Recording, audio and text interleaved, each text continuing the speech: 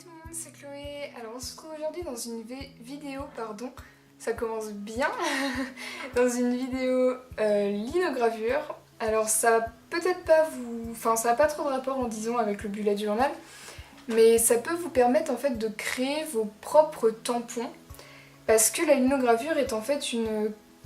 comment dire, une technique d'impression qui permet justement de créer des formats qui vont être réutilisables par la suite. Donc je m'explique, en fait vous allez graver sur une plaque de lino un motif ou un dessin ou ce que vous voulez. Et en fait l'idée ça va être de venir ensuite l'ancrer et du coup de le reproduire sur du papier. Ça marche aussi sur du tissu si vous avez de l'encre qui va pour les tissus.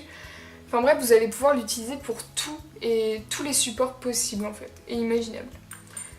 Donc en fait pour ça vous avez besoin d'une gouge, alors je vous avoue que je ne sais jamais si c'est l'outil en lui-même qui est une gouge ou juste les petits bouts. Alors attendez, je vais faire le focus dessus.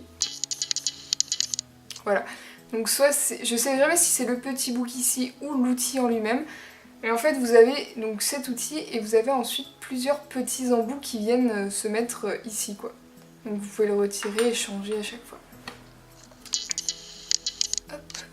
Voilà, donc en fait vous avez plusieurs types de plus ou moins grande épaisseur. Vous avez également un espèce de cutter. Ensuite vous allez avoir besoin de lino. Donc il existe deux types de lino, donc du lino, du vrai lino, donc avec une petite... comment je peux appeler ça? Du tissu en fait, un genre de tissu, une toile derrière. Donc ça c'est du vrai lino, et ensuite vous avez du lino qui est appelé gomme. Donc d'après ce que j'ai entendu dire, c'est plus facile à creuser, mais vous avez quelques petits résidus qui peuvent rester. Donc moi j'ai déjà testé le vrai lino, donc le gris. Aujourd'hui je vais tester sur la gomme et comme ça je pourrais vous faire un petit comparatif en fin de vidéo, vous dire lequel est mieux ou pas. Qu'est-ce que je peux vous dire d'autre sur cette technique? Après donc oui, vous allez également avoir besoin d'un rouleau comme ceci. Donc c'est un rouleau en caoutchouc et d'encre pour ensuite pouvoir ancrer votre tampon. Je crois qu'il est également possible d'utiliser de l'encre à tampon classique, vous savez, dans les petits... dans un encrier en fait, tout simple. Après voilà, moi j'ai pris ce matériel-ci. Donc là pour l'ensemble, donc avec toutes les gouges, le matériel, enfin tout ça en fait, j'en ai eu pour 33 €, en sachant que le rouleau, les gouges, ça va vous durer sur un temps indéterminé en fait. Ensuite l'angle bien sûr faudra en changer, et après une fois que vous avez gravé en fait les tampons vous pouvez les garder toute votre vie je pense. Il me semble en tout cas que ça tient vraiment bien dans le temps. Donc ça on l'utilisera tout à l'heure. Alors j'ai juste aussi une petite recommandation à vous faire si vous utilisez cette technique. En fait vous allez voir, donc il faut creuser le lino comme ceci. Hop. Mais comme le lino est assez dur, les gouges sont extrêmement bien aiguisées. Donc surtout, ne pas faire l'erreur de tenir son lino comme ça et hop, si vous forcez trop, en fait vous risquez de vous prendre la gouge et là ça peut être... ça peut faire vraiment très mal. J'ai beaucoup d'amis qui se sont blessés avec ce genre d'outil, donc faites vraiment attention à tenir derrière la gouge et non pas devant. Voilà, ça c'est plus au niveau sécurité on va dire, ne vous blessez pas pour rien. Du coup moi j'ai déjà commencé donc, à préparer mon petit... je sais pas si vous allez bien voir, je vais zoomer de toute façon après. J'ai déjà commencé à préparer mon petit motif, donc ça va être une petite baleine, vous savez que j'adore ça si vous me suivez sur Instagram. Donc je me suis inspirée des stickers de Lou Lacoste, donc de celui-ci en particulier. Bon après ça ne vaut pas son dessin, je vous l'accorde, mais voilà, c'est pour vous montrer comment ça marche. Et donc l'idée en fait de la linogravure, c'est de creuser les blancs, ce qu'on appelle en linogravure les réserves. Donc en fait tout ce que vous voulez qui reste blanc doit être creusé en fait. Voilà, c'est assez logique finalement, mais voilà, c'est vraiment, faut vraiment y penser quand on creuse, c'est ce qui est blanc doit être creusé. Qu'est-ce que je vais pouvoir vous raconter d'autre à propos de cette technique? Ensuite, voilà, vous n'avez pas forcément besoin de matériel spécifique autre que ce que je vous ai montré en tout cas. Je vous mettrai donc les liens en barre d'infos. Moi j'ai tout acheté dans une boutique qui s'appelle Dalb. Ils ont également une boutique en ligne, il y en a beaucoup en France il me semble. Donc en tout cas je vous mettrai les liens voilà, de ces produits en barre d'infos. Je vais vous laisser donc avec l'accéléré de la vidéo. Je vais zoomer un petit peu et puis je vous dis à tout à l'heure pour vous donner mon avis donc, sur la gomme.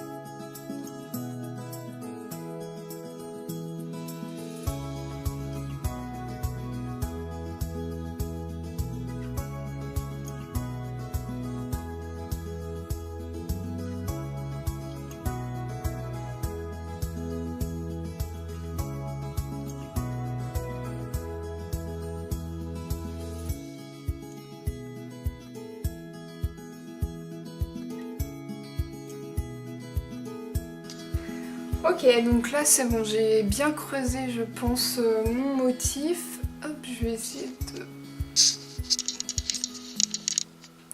Voilà, donc vous voyez j'ai essayé de bien le creuser. Donc on va faire un test, voir si ça l'est suffisamment. Hop, je vais juste un petit peu dézoomer histoire que... Hop là. Voilà.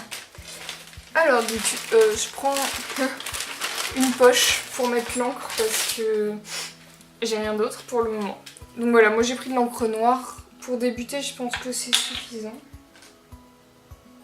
Donc j'en mets un tout petit peu sur ma plaque. Alors attendez, je vais essayer de vous montrer comment je fais. Voilà, vous voyez, j'en ai mis un petit peu ici. Donc, je prends mon rouleau. Et en fait, je vais venir étaler pour en avoir vraiment sur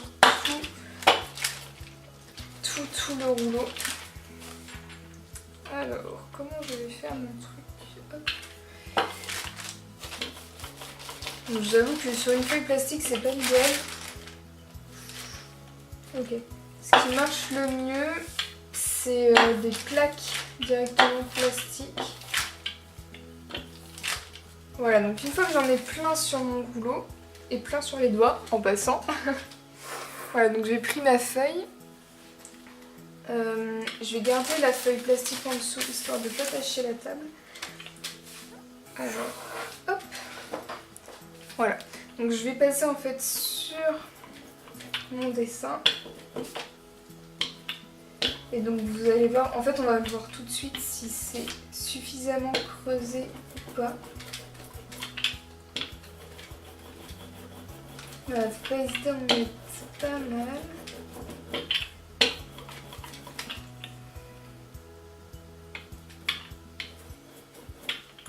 Voilà. Donc là par exemple vous voyez sur le tour il y a des endroits qui sont pas assez creusés. Donc on va faire un test à l'impression. Alors moi ce que je conseille c'est de garder donc votre pochoir à plat comme ceci et en fait de venir apposer votre feuille dessus.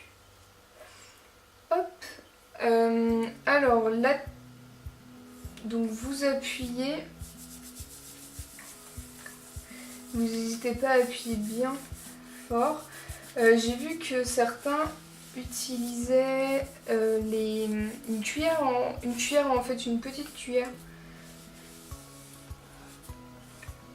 Donc voilà, par exemple là j'en ai sur les doigts, donc ça en met de l'autre côté de ma feuille. Hop. Et donc voici, donc vous voyez là, hop,